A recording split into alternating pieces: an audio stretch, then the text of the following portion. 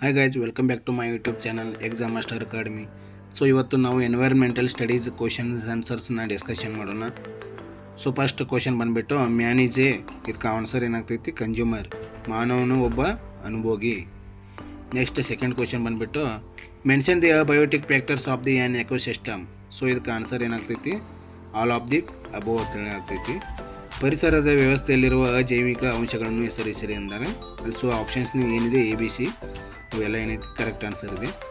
Next ಏನೈತಿ third question the layer of water on the surface of the earth is called.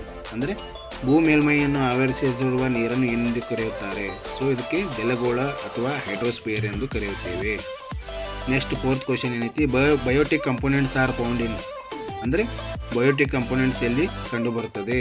ಇದು answer ಏನಾಗ್ತೈತಿ biosphere. Next fifth question ಏನೈತಿ silent valley, Narmada Bachao, Appiko, Chipko are. ಅಂದರೆ ಮೌನ ಕಣಿವೆ, ನರ್ಮದಾ ಉಳಿಸಿ, ಅಪಿಕೋ ಮತ್ತು ಚಿಪ್ಕೋ ಚಳುವಳಿ ಏನದವಲ್ಲ ಇವು ಏನಂತೇಳಿ ಇಸಿದ್ರೆ ಐದು ಕ್ವಶನ್. ಸೊ ಇದಕ್ಕೆ ಆನ್ಸರ್ ಏನಾಗ್ತದೆ ಎನ್ವೈರ್ಮೆಂಟಲ್ ಮೂವ್ಮೆಂಟ್ಸ್ ಅಥವಾ ಪರಿಸರದ ಆಂದೋಲನಗಳು. ನೆಕ್ಸ್ಟ್ ಸಿಕ್ಸ್ತ್ ಕ್ವಶನ್ ನೋಡೋಣ. Ozone day is observed on. ಅಂದರೆ ಓಜನ್ ದಿನವನ್ನು ಯಾವಾಗ ಆಚರಿಸ್ತೀವಿ ಅಂತ ತಿಳಿಸಿ ಕೇಳ್ಯಾರ. ಸೊ ಇದಕ್ಕೆ ಆನ್ಸರ್ ಏನಾಗ್ತದೆ September 16. ನೆಕ್ಸ್ಟ್ ಸೆವೆಂತ್ ಕ್ವಶನ್ ನೋಡೋಣ.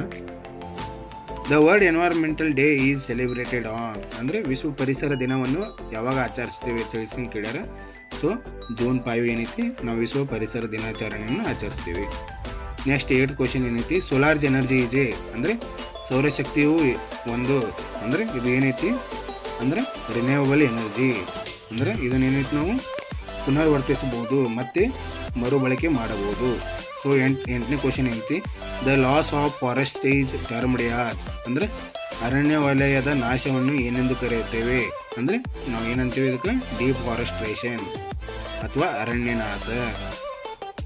ನೆಕ್ಸ್ಟ್ 10th ಕ್ವಶನ್ ಏನೈತಿ the name Medha Patkar is associated with. ಅಂದರೆ ಮೇಧಾ ಪಾಟ್ಕರ್ ಅವರ ಹೆಸರು ಯಾವ ಚಲನೆಯೊಂದಿಗೆ ಅಥವಾ ಚಳವಳಿಗೆಯೊಂದಿಗೆ ಸಂಬಂಧಿಸಿದೆ. ಇದಕ್ಕೆ ಆನ್ಸರ್ ಏನಾಗ್ತದೆ ನರ್ಮದಾ ಬಚಾವೋ.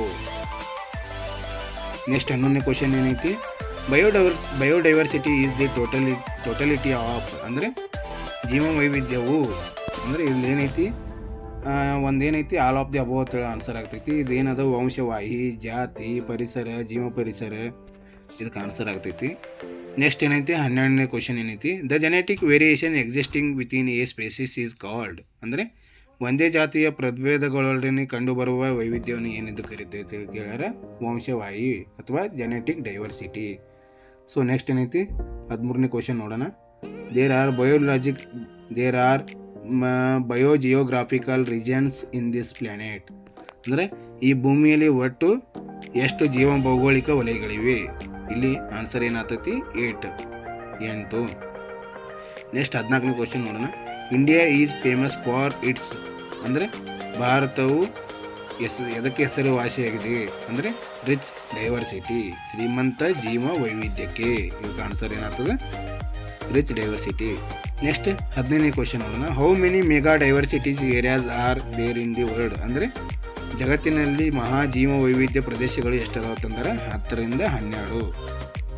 ನೆಕ್ಸ್ಟ್ 16ನೇ ಕ್ವಶನ್ ಏನೈತಿ which of the following is an extinct species. ಅಂದರೆ ಕೆಳಗಿನಲ್ಲಿ ಯಾವುದು ನಾಶ ಹೊಂದಿದ ಜೀವ ಜಗತ್ತಿನಿಂದ ಕಣ್ಮರೆಯಾದ ಪ್ರಭೇದ. ಅಂದರೆ ಒಂದು ಪ್ರಭೇದ ಏನೈತಿ ಅದು ನಮಗೆ ಕಾಣಕ್ಕೆ ಸಿಗಂಗಿಲ್ಲ, ಅದು ಏನಾಗೈತಿ ನಶಿಸಿ ಹೋಗಿದೆ. ಸೊ ಅದು ಯಾವುದಂದ್ರೆ ಡೋಡೋ.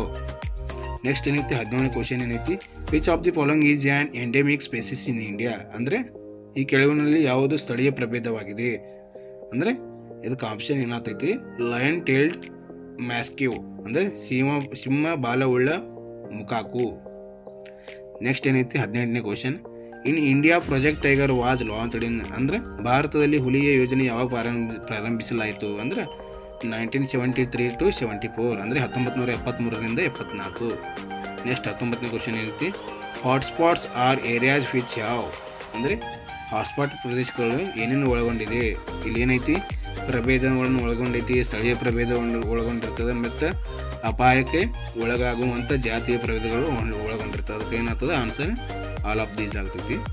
ನೆಕ್ಸ್ಟ್ ಏನೈತಿ 20ನೇ ಕ್ವಶನ್ ಏನೈತಿ the number of recognised biodiversity hotspots in India is. ಅಂದರೆ ಭಾರತದಲ್ಲಿ ಗುರುತಿಸಲಾಗದ ಜೀವ ವೈವಿಧ್ಯ ಬಿಸಿ ನೆಲೆಗಳ ಸಂಖ್ಯೆ ಎಷ್ಟು. ಅಂದರೆ ಇಲ್ಲಿ 4 ಏನಾಗ್ತದೆ ಉತ್ತರ ಆಗ್ತೈತಿ. ನೆಕ್ಸ್ಟ್ 21ನೇ ಕ್ವಶನ್ ಏನೈತಿ, ozone layer depletion occurs in ಅಂದ್ರೆ ಓಜನ್ ಪದರವು ಡ್ಯಾಶ್ ನಾಶವಾಗುತ್ತದೆ ಅಂದ್ರೆ ಸ್ಟ್ರಾಟೋಸ್ಫಿಯರ್ ಅಥವಾ ಸ್ತರಗೋಳ. ನೆಕ್ಸ್ಟ್ 22ನೇ ಕ್ವಶನ್ ಏನೈತಿ, the ultraviolet radiations in the stratospheres are absorbed by ಅಂದ್ರೆ ಸ್ಟ್ರಾಟೋಸ್ಫಿಯರ್ದಲ್ಲಿನ ಅತಿ ನೇರಳೆ ಕಿರಣಗಳನ್ನು ಹೀರಿಕೊಳ್ಳುವ ಅನಿಲವೆಂದರೆ ಯಾವುದೈತಿ? ಇದಕ್ಕೆ ಆನ್ಸರ್ ಏನಾಗ್ತೈತಿ? ಓಜೋನ್. ನೆಕ್ಸ್ಟ್ 23 ಕ್ವಶನ್ ಏನೈತಿ, global temperature is likely to be increased due to ಅಂದರೆ ಜಾಗತಿಕ ವಾತಾವರಣದ ತಾಪಮಾನದ ಹೆಚ್ಚಳಕ್ಕೆ ಕಾರಣ ಏನಾಗಿದೆ ಅಂದರೆ ಬರ್ನಿಂಗ್ ಆಫ್ ಫಾಸಿಲ್ ಫ್ಯೂಲ್ಸ್ ಅಂದರೆ ಪಳವಳಿಕೆ ಇಂಧನ ಅಥವಾ ದಹನ ಇಂಧನ. ನೆಕ್ಸ್ಟ್ ಏನೈತಿ 24 ಕ್ವಶನ್ ಐತಿ, global warming is caused by ಅಂದರೆ ಜಾಗತಿಕ ತಾಪಮಾನದ ಏರಿಕೆಗೆ ಕಾರಣ ಏನಾಗ್ತೈತಿ ಅಂತಂದ್ರೆ ಹಸಿರು ಮನೆ ಅಥವಾ ಗ್ರೀನ್ ಹೌಸ್ ಎಫೆಕ್ಟ್. ನೆಕ್ಸ್ಟ್ ಏನೈತಿ 25 ಕ್ವಶನ್ ಏನೈತಿ, which of these following is not A green house gas ಅಂದರೆ ಇಲ್ಲಿ ಗ್ರೀನ್ ಅಂದರೆ ಹಸಿರು ಮನೆ ಅನಿಲ ಯಾವುದಲ್ಲ ಅಂತೇಳಿ ಕೇಳ್ಯಾರ. ಸೊ ಅದಕ್ಕೆ ಏನಾಗ್ತದೆ? ಆಕ್ಸಿಜನ್ ಅಥವಾ ಆಮ್ಲಜನಕ. ನೆಕ್ಸ್ಟ್ ಏನೈತಿ 26ನೇ ಕ್ವಶನ್ ಏನೈತಿ, ಗ್ಲೋಬಲ್ ವಾರ್ಮಿಂಗ್ ಕುಡ್ ಎಫೆಕ್ಟ್ ಅಂದರೆ ಜಾಗತಿಕ ತಾಪಮಾನದ ಏರಿಕೆಗೆ ಯಾವುದರಿಂದ ಪ್ರಭಾವಿಸಬಹುದು ಅಥವಾ ಸಂಭವಿಸಬಹುದು?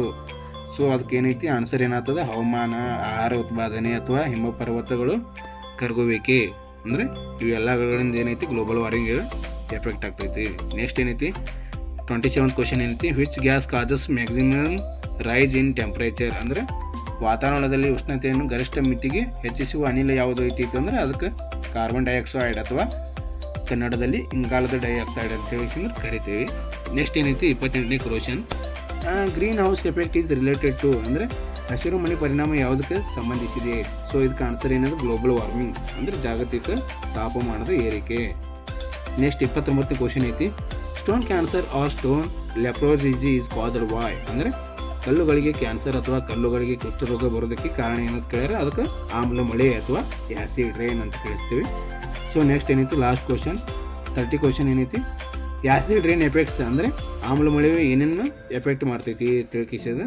ಅದಕ್ಕೆ ಸೊ ಏನೈತಿ ಸರೋವರ ಆಗಿರ್ಬೋದು, ನದಿ ಮತ್ತು ಜಲಚರಗಳಾಗಿರ್ಬೋದು, ಸ್ಮಾರಕಗಳಾಗಿರ್ಬೋದು ಅಥವಾ ಹಳೆಯ ಕಟ್ಟಡಗಳು ಆಗಿರ್ಬೋದು ಅಥವಾ ಮಣ್ಣಿನ ರಚನೆ ಮತ್ತು ಸಸ್ಯ ಸಂಕುಲ ಇದರಿಂದ ಏನೈತಿ ಇವಕ್ಕೆಲ್ಲಕ್ಕೆ ಏನೈತಿ ಎಫೆಕ್ಟ್ ಆಗ್ತೈತಿ ಇದರಿಂದ. ಸೊ ಫ್ರೆಂಡ್ಸ್, ನಮ್ಮ ಚಾನಲನ್ನು ಸಬ್ಸ್ಕ್ರೈಬ್ ಮಾಡಿ, ಲೈಕ್ ಮಾಡಿ, ವಿಡಿಯೋ ಇಷ್ಟ ಆದರೆ ಕಮೆಂಟ್ ಮಾಡಿ. ಧನ್ಯವಾದಗಳು.